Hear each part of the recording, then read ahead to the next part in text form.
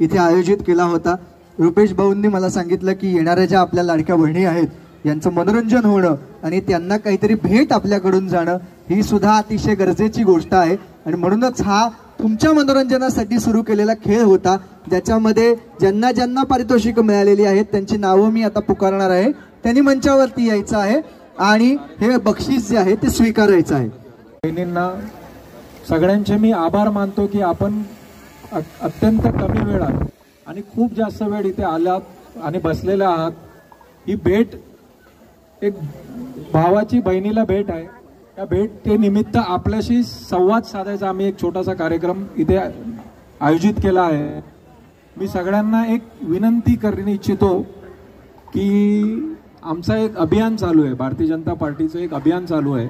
आता येणाऱ्या काळात मुंबई महानगरपालिकेच्या दृष्टिकोनाने एक अभियान चालू आहे, आवाज मुंबईकर।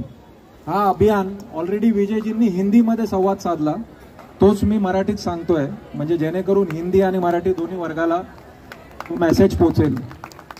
या अभियानचा अर्थ असा आहे की गेल्या 25 वर्षात जेव्हापासून महानगरपालिकेत सत्ता आहे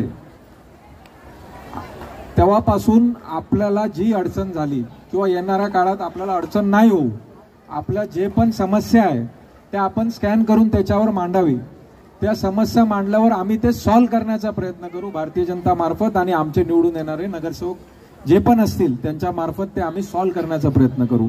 ते एक माझं हे नम्र निवेदन आहे की स्कॅनर आपल्याला QR कोड वगैरे दिलेले असतील किंवा देण्यात येतील, दिले आहेत, पॅम्पलेट दिले आहेत, ते स्कॅन करून ज्याच्याकडे स्कॅन करण्याचा मोबाईल नसेल तर त्यांनी घरी जावं आणि आपल्या घरची कोणाकडे तरी आज 100% मोबाईल असणार स्कॅनरवाला, त्यांनी ते स्कॅन करावं।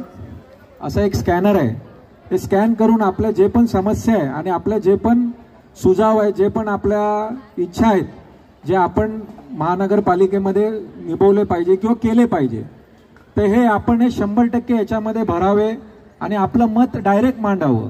जे पण आपलं मत असणार ते आम्ही डायरेक्ट त्याचा संपर्क करून ते सॉल्व्ह करणार येणाऱ्या काळात। म्हणजे पार्टी